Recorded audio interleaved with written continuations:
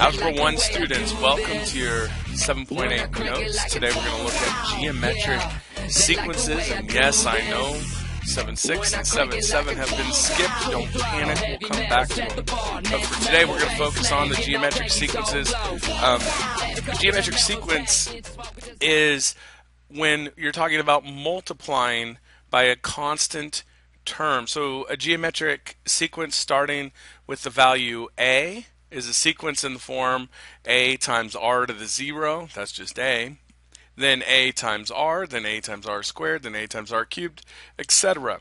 We have two distinctive ways that we're going to define these. One is with a recursive formula and the other is explicit. Both of them have their place, but it's important to notice the differences between the two. So let's start with the recursive formula. The recursive, you always have to use the previous term, where a sub 1 is where we begin, and it's probably important to say that you need to mention a sub 1's value whenever you're doing a recursive sequence. So a recursive, you start by knowing the first term, and then you have to figure out what's going to happen to go from the term that you're on to the term after. So we're defining the a sub n as being the nth term. A sub n minus 1 is the term that's just before that. So if I'm trying to find the 8th term, I'd take the 7th term and multiply by some constant r. Okay, and so we'd have to go ahead and define that. When we write those sequences, we always put the value for a sub 1, and then we show how a sub n, in other words, how do you find the terms after that. The explicit formula is, sometimes the formula can look a little more complex, honestly, but the nice thing about the explicit formulas is they allow us to find any term in a sequence. You don't have to start at the beginning and work your way up or down. So a sub n is equal to a sub 1, again your beginning value, times r, which is your constant that you're multiplying by, to the n minus 1 power. That way the first term is the first term, it's not the first term times r. So let's take a look at this and see what we can figure out. So is the sequence geometric, and if so, find the common ratio r. So in this point we're not actually writing the sequences, we're just starting with some of the basics, we're finding r. So this question is basically saying, am I multiplying by the same thing between each of these numbers? So 2 times 3 is 6, 6 times 3 is 18, and then 18 times 3 is 54. So that is a geometric sequence, and the r value is what are we multiplying by each time? Well, that's 3. Okay, number 2, it's the same concept. Are you multiplying by the same thing each time? And our answer here is yes. Even though it's getting smaller, we can still multiply. So what we're doing is we're multiplying by 1/10 each time, and that is, of course, our r value.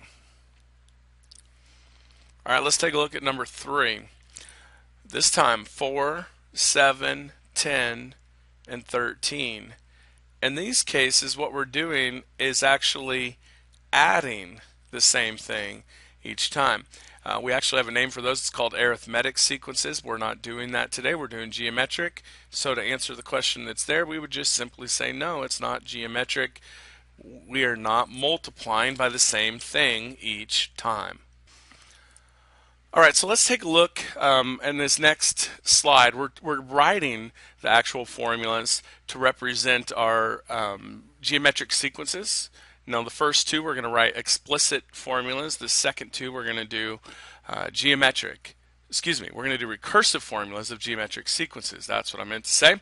So let's take a look. The explicit formula is when we say a sub n. So to find the nth term, we take our first term and we multiply it by our r value raised to the n minus 1 power. And we'll take a look at what that looks like in just a moment. So let's start with number 3.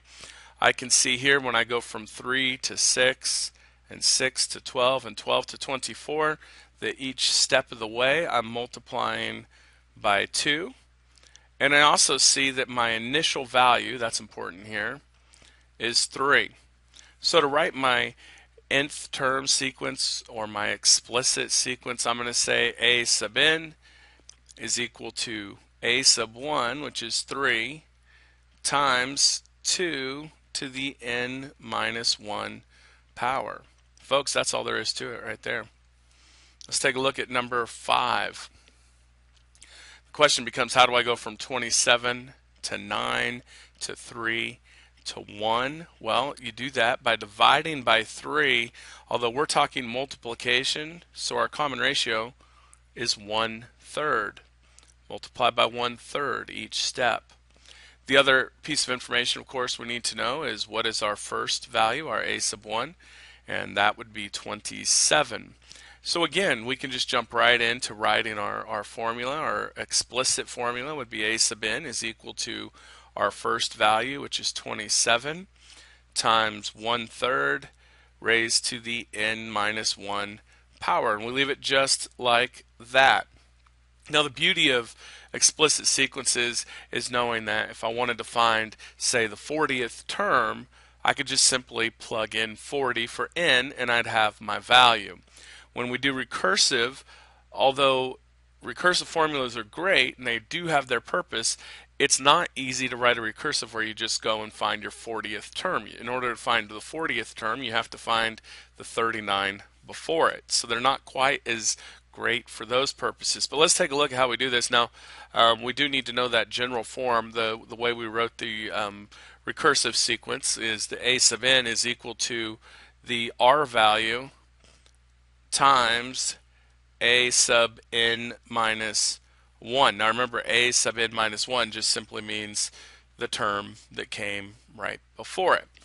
The other thing we have to do is remember when we write a recursive formula, we have to make sure that we include our first value, a sub 1, as part of the work. So first thing I'm going to look at here is, well, what r value do I have? And in this case, we see we're multiplying by 4 each time. That's an important thing to know. But we're really ready to jump right into the sequence. I'm going to go ahead and say that a sub 1 is equal to 1. And then to write the recursive formula, we say a sub n is equal to 4 times, and then we just say the previous term. So we just take the previous term, multiply it by 4. So the example here would be the first term is 1, of course. So if you plug that in, you would find the second term, which would be 4 times 1, or 4. If you wanted to find the third term, you'd have to plug in 4 right here. 4 times 4 would be 16. To find the fourth, you plug in 16. 4 times 16 is 64. It's basically endlessly multiplying. All right, let's take a look at the next one. This one, the r value is a little funny in this case because it's, for one, the numbers are getting smaller. So that obviously is something we have to consider. But the other issue is we have alternating positive and negative values. The way that can happen is if you multiply by a negative number. In this case, that number would be negative 1/2. So to write a recursive formula, again, we start by writing a sub 1. So a sub 1 is negative 16. Again, that's just handed to us. It's our first term. And then the sequence would be a sub n is equal to, and then we take our r value, which is negative 1/2, times a sub n minus 1. So negative 1/2 times the previous term. It's really a simple concept. As long as you learn some of the notation, this stuff shouldn't be too bad. Alright, so let's take a look at our last two problems. It says to find the explicit and recursive formulas for each geometric sequence. Alright, so one thing you may have noticed on the last slide is that for either explicit or recursive, we need to know a sub 1, which is honestly handed to us in a list like this. We also need to know r. Well, take a look at this one. I see the numbers are being multiplied by 2, but they're also alternating in sign, so our r value is negative 2. Alright, let's start with our recursive, our explicit formula is where we will begin. So we know that a sub n is equal to our initial term, which is negative 5, times our r value, which is negative 2, to the n minus 1 power. Now again, the reason we do n minus 1 rather than just doing n is because the first term isn't negative 5 times negative 2. The first term is just simply negative 5. By doing n minus 1, it basically backs us up one step and makes it to where our first term is negative 5 times 1, which is exactly what we'd want. All right, let's take a look at the recursive sequence. We've talked about how we have to include a sub 1, so even though we've already written it, I'm going to rewrite it down here. A sub 1 is negative 5. And then to find any term after that, we would just simply take the original term times negative 2, so we've written it this way, negative 2 times a sub n minus 1. Again, a sub n minus 1 means the term right before a sub n. Alright, we have one more to look at, the very last one today. Again, the key pieces of information is that our first term is 8. The r value on this one's a little strange, but if you look at it, you go 8, then 8 fifths, then 8 25ths, and 8 1/25ths. What's happening here is every step of the way we're dividing by 5, or as we prefer to talk about it in terms of multiplication, we would say multiplying by 1/5. So our common ratio is 1/5. We can go ahead and write our explicit formula. So a sub n would be our original term 8 times our r value raised to the n minus 1 power. For our recursive sequence, again, we need to make sure we mention that our first term is 8. That's important for this.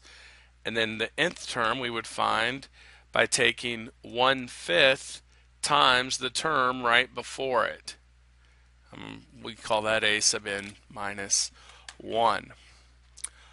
Alright folks, that's going to wrap it up for the notes today. A little bit of a change of pace, a little different topic for us to look at.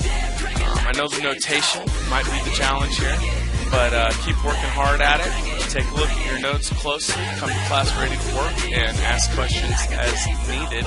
We'll see you soon.